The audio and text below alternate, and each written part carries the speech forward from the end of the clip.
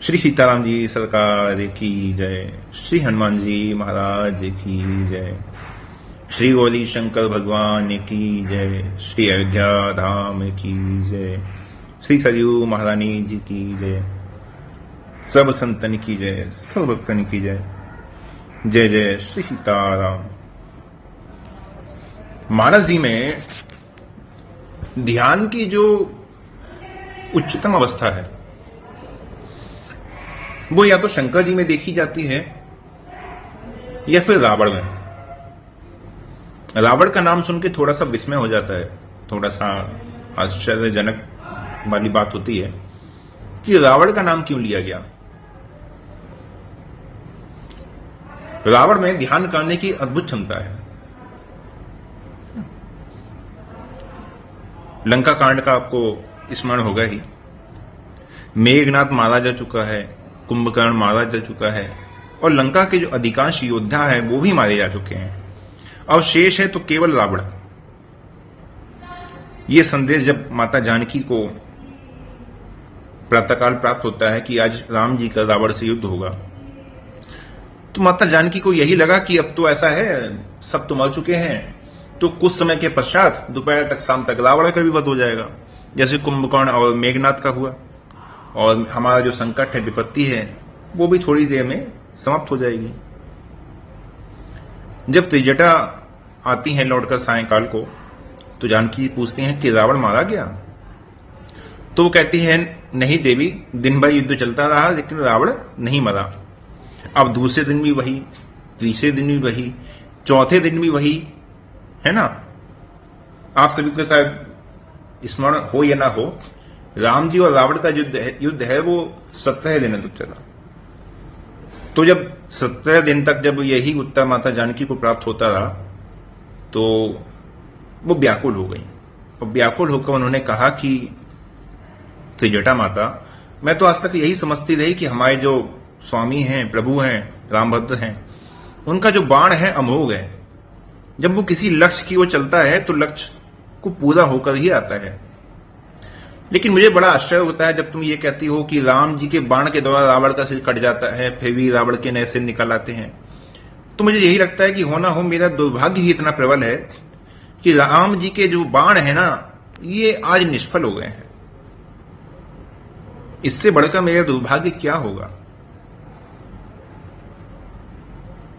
कहते हैं कि देखो, मेरे सामने रावण सोने का मृग लेकर आया और मेरा विवेक इतना भी सजग नहीं था कि मैं सोच पाती कि सोने का भला मृग कहीं होता है क्या।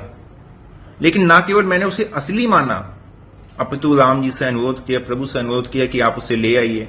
और उसके पश्चात राम जी जब मारीच के पीछे गए हैं तो वो नकली निकला, और प्रभु राम जी जब गए तो लक्ष्मण जी को मेरे पास छोड़ा और कहा कि तुम जानकी जी की रक्षा करना, और यह भी कह दिया कि ध्यान रखना, वन में बहुत से जो राक्षस है वो विचरण करते रहते हैं, और इसलिए सीता के करहु रखवारी, बुद्धि विवेक बल समय विचारी। लक्ष्मण जी जैसा सजग भला कौन हो सकता है। लेकिन मेरा कैसा भाग्य था और कैसे समर्पित लक्ष्मण।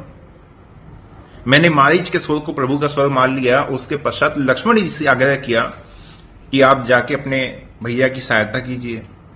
सच में ही मेरा ज्ञान नष्ट हो गया था। और जब लक्ष्मण जी ने हंसकर कहा कि ये आप क्या कह रहे हैं, कोई संकट भला भैया को कैसे घेर सकता है, तो मैंने लक्ष्मण जी के लिए उन वाक्यों का प्रयोग किया जिसकी कल्पना करके आज भी मेरा हृदय विदीर्ण होने लगता है।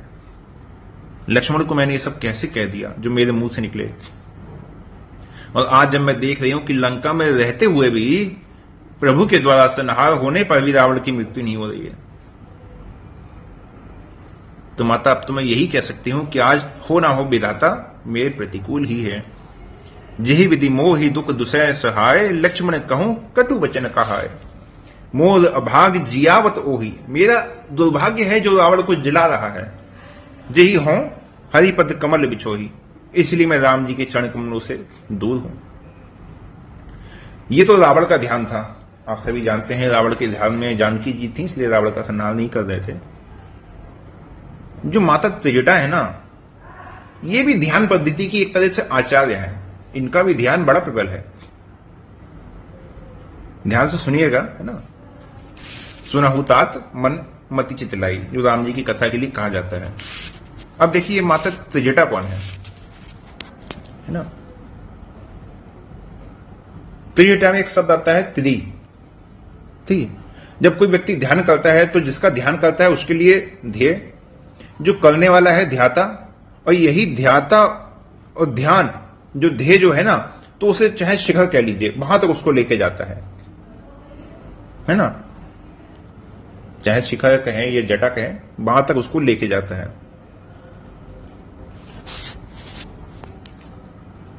और ध्यान भी अलग अलग पद्धति से होता है। जैसे मैं ध्यान करने वाला हूं, मैं ये ध्यान कर रहा हूं, है ना, ये ध्यान की पद्धति है। ठीक, अब हनुमान जी महाराज जब लंका से जो लौट करके आए हैं और राम जी ने कहा कि हनुमान, अभी जामवंत ने जो कथा सुनाई उससे मुझे लगता है कि तुमने रावण को, विभीषण को बड़ा सुंदर उपदेश दिया होगा। जानकी जी को बड़ी सुंदर कथा सुनाई होगी, क्योंकि जामवंत जी सारी बात कहते हैं। तो हनुमान जी ने कहा कि प्रभु ये सब तो हुआ, लेकिन लंका में जा करके मेरे एक भ्रम का निवारण अवश्य हो गया। मैं तो ऐसा अनुभव करता था कि लंका जाना केवल दूसरों के कल्याण के लिए ही है, लेकिन जब मैं बाहर गया तो मुझे लगा कि लंका जाना केवल दूसरों के लिए नहीं, मेरे स्वयं के कल्याण के लिए भी आवश्यक था। जैसे ही मैं लंका में प्रवेश हुआ, सारी रात लंका में जानकी जी को खोजता रहा, है ना। प्रत्येक रावण के भवन में गया, महल में गया, और अंत में रावण के भी महल में गया, लेकिन जानकी जी का कहीं दर्शन नहीं हुआ। तो मैं निराश हो गया, और निराश होकर मैं थक कर बैठ गया कि इतना प्रयत्न करने के बाद भी मुझे जानकी जी का दर्शन नहीं हुआ। अचानक मुझे क्या दिखाई देता है, भवन एक पुनि देख स्वाहा। मुझे एक भवन दिखाई दिया, भवन के बगल में एक हरि मंदिर था, भिन्न बनावा, और वहां तुलसी का चौरा लगा हुआ था। मंदिर के ऊपर भगवान के आयुध के चिन्ह थे। तो वहां मैं सोचने लगा कि कहीं ऐसा ना हो कि मुझे फंसाने के लिए रावण ने कोई माया तो नहीं रची है। जब वो साधु बनकर माता जानकी को धोखा दे सकता है, तो कहीं ऐसा ना हो कि इस प्रपंच के द्वारा वो मुझे भी भ्रम में डालना चाहता हो। फिर मेरे मन में एक बात आई, एक तर्क भी आया कि लंका जहां पे वासना है, भोग है, विलास है, अपवित्रता का ही वातावरण है, वहां इस प्रकार से कोई संत कैसे हो सकता है भाई। या तो हो सकता है रावण ने माया रची हो, यदि माया नहीं भी रची है रावण ने, तो वहां पे कोई संत कैसे हो सकता है। और संत भी ऐसा जो प्रतिकूलता में छिपकर नहीं, चारों प्रतिकूल वातावरण है ना, उसमें छुपकर नहीं, अपितु प्रत्यक्ष रूप से मंदिर में जाता है, मंदिर में पूजा करता है। और मंदिर का दृश्य कैसा, जैसा मंदिर का दृश्य है, क्या रावण जैसा जो व्यक्ति है वो सहन कर सकता है। तो प्रभु मेरे अंतःकरण में बहुत तर्क आने लगे, है ना। भवन एक पुनि दीप को सुहावा, हरि मंदिर तह भिन्न बनावा, रामायुध अंकित रह सो भवन निजाई, नव तुलसी का वृंद तह देखी हर्ष पिलाई। अब हनुमान जी मन में तर्क प्रकट करने लगे। लंका निश्चर निकर निवासा, यहाँ कहाँ सज्जन कर बासा, मन मोह तर्क करे कपिलागा। मन में तर्क करने लगे, लंका में क्या कोई सज्जन हो सकता है, कहीं ऐसा तो ना नहीं हुआ कि मुझे भ्रम हो गया हो। तो हनुमान जी के मन में आया कि अवश्य ही मेरा जो भ्रम है ना, मुझे तो लगता था कि लंका में कोई संत नहीं हो सकता, कोई सज्जन नहीं हो सकता, वो केवल भारत में ही राम जी के सानिध्य में, आर्यावर्त में हो सकता है। तो फिर मेरा जो इस प्रकार से सोचना था ना, ये इस प्रकार से मेरा अभिमान ही था, क्योंकि आप सर्वत्र हैं। जब आप सर्वत्र हैं, सब जगह हैं, तो संत भी कहीं पे भी हो सकते हैं, संत भी कहीं भी हो सकते हैं। तो प्रभु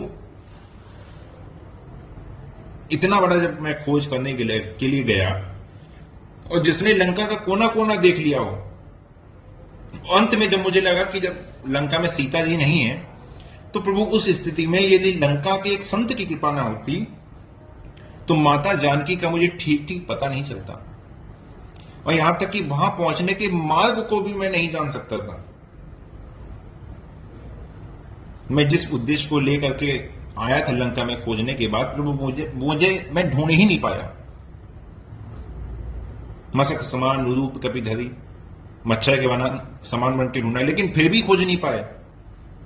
तो उन्होंने कहा कि प्रभु जब संत मिले हैं तो संत ने मुझे एक युक्ति बताई। जुगति विभीषण सकल सुनाई। विभीषण जी ने मुझे एक युक्ति बता दी। कोई कठिन कार्य को यदि सरलता से करने की जो कला है वो किसी को ज्ञात हो तो उसको कहते हैं युक्ति, कि ये कार्य बड़ा कठिन लग रहा है।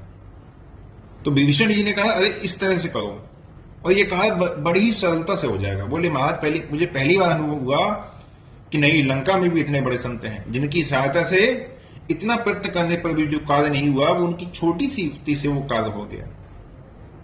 यदि वो युक्ति नहीं बताते तो हो सकता था मैं निराश होकर लौट आता। और तब जुगति विभीषण सकल सुनाई और चले उपवन सुत विदा कर आई। हनुमान जी वहां से चल दिए। अब प्रभु वहां से तुम्हें चल दिया, लेकिन प्रभु मैंने देखा कि जैसी उच्च कोटि वाले जो संत हैं वो लंका में हैं, लंका में जैसे संत हैं वैसे आपके आसपास रहने वाले संत लंका जैसे नहीं है। हनुमान जी का संकेत था त्रिजटा की ओर। प्रभु जब मैं अशोक वाटिका में भले ही पहुंच गया और वहां पहुंच के मैं विचार ही कर रहा था कि क्या करूं, आ तो गया। अब इस अशोक वाटिका में मैं जानकी जी के सामने कैसे जाऊं? ये राक्षसियां तो चारों बैठी हुई हैं, और अगर मैं जाता हूं तो फिर युद्ध, संघर्ष, मारा काटी ये सब दृश्य हो जाएगा। और उस पर भी अब जानकी जी मेरे विश्वास करेंगी कि नहीं करेंगी, ये समस्या भी मेरे मन में थी। तरुपल्लव महुरा रुकाई, करो विचार करो को भाई। आखिर विचार कर रहे थे क्यों क्या? और जैसे मैं विचार करने लगा तो उसी समय वहां रावण आ गया। बड़ी विपत्ति। रावण माता जानकी को डराने लगा, धमकाने लगा। मैं सब कुछ सुनता रहा, है ना। और जब वो जाने लगा तो जनक नंदिनी की जो कुछ ऐसी तेज वाणी थी जिससे वो क्रोध में भर गया और तलवार निकालकर उनका सर काटने के लिए चल दिया। तो प्रभु मैंने वहां बड़ा अद्भुत दृश्य देखा कि रावण को जानकी जी की ओर बढ़ते हुए रावण की पत्नी मंदोदरी ने ही रावण का हाथ पकड़ लिया। मैं बड़ा चकित हो गया भी रावण की पत्नी के हृदय में इतनी उच्च भावना, इतना सद्भाव। कहते हैं कि सौतिया ढा प्रसिद्ध है। अब रावण तो माता जानकी के सामने प्रस्ताव रख रहा था कि तुम मेरी दृष्टि डालो, मेरे महल में निवास करो, मंदोदरी के साथ में जितनी रानियां हैं सब तुम्हारी दासी बन जाएंगी, तब सब तुम्हारी सेवा करेंगी।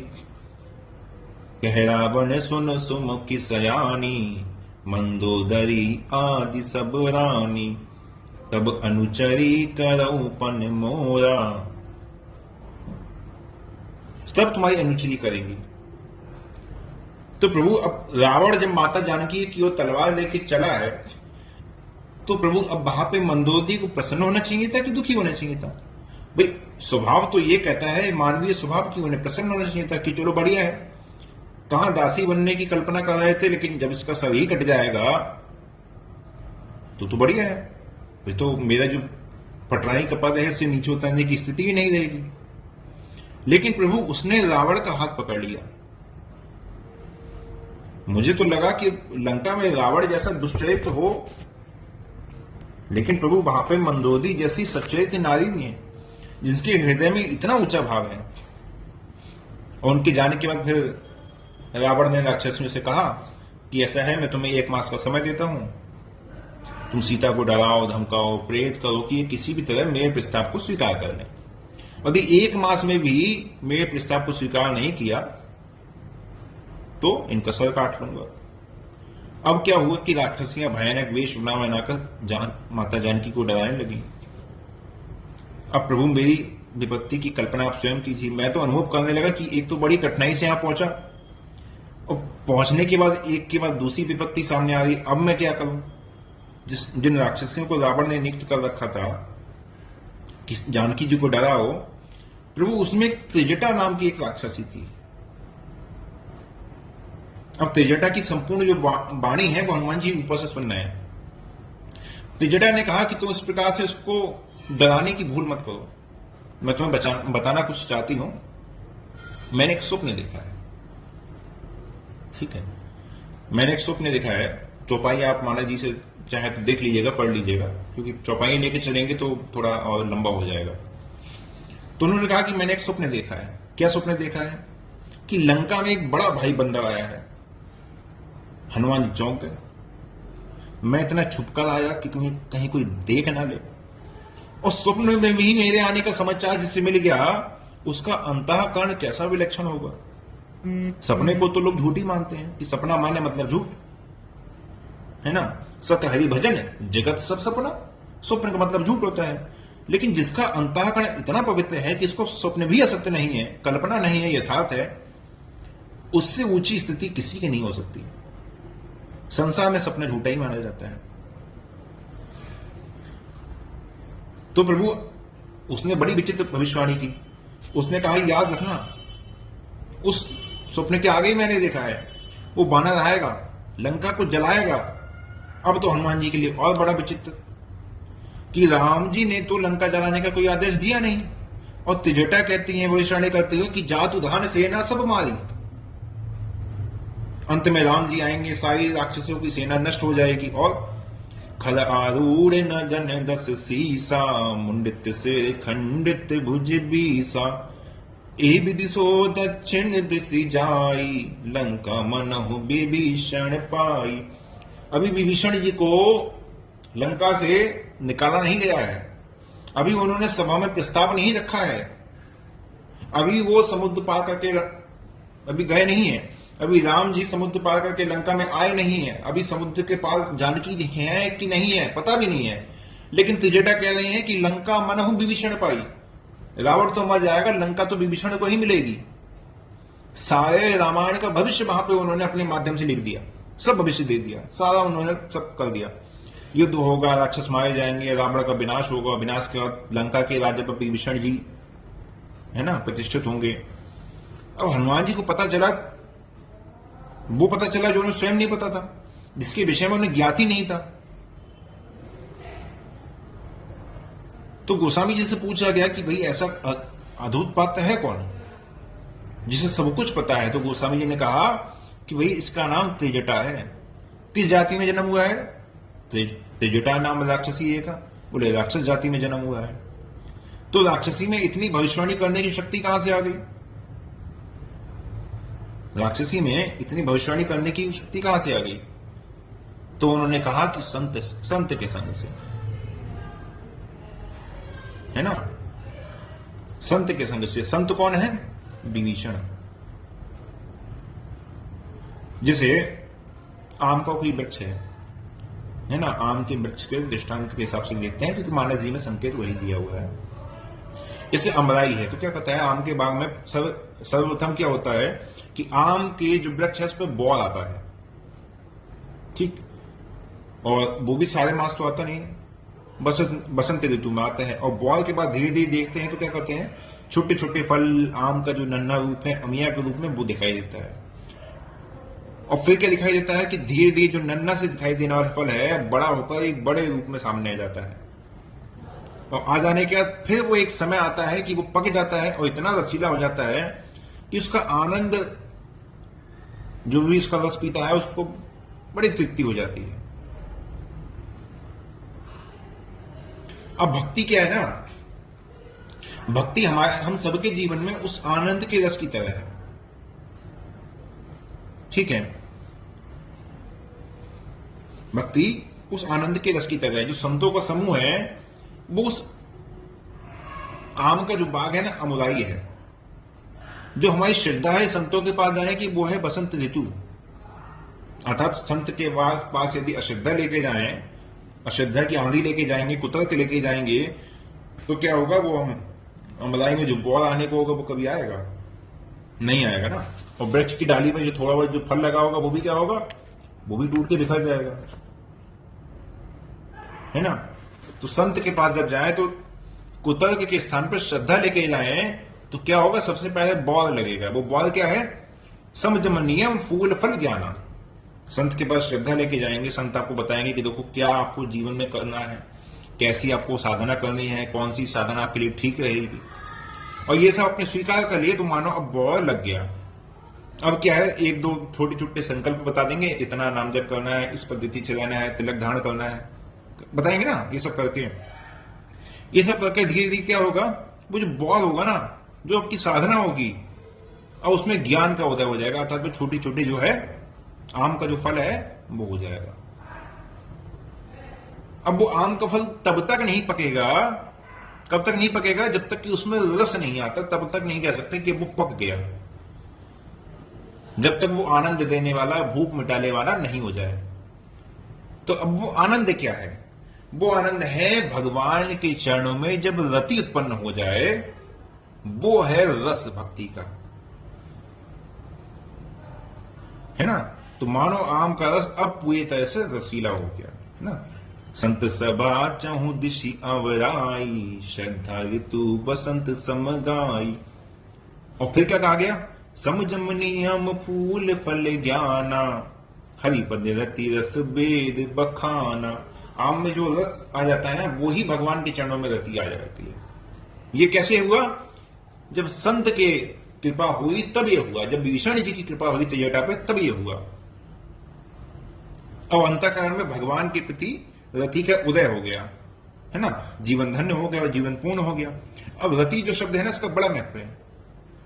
भरत जी बड़े त्यागी हैं, बलवान हैं, उन्हें कुछ नहीं चाहिए, कुछ चाहिए उन्हें, कुछ नहीं चाहिए।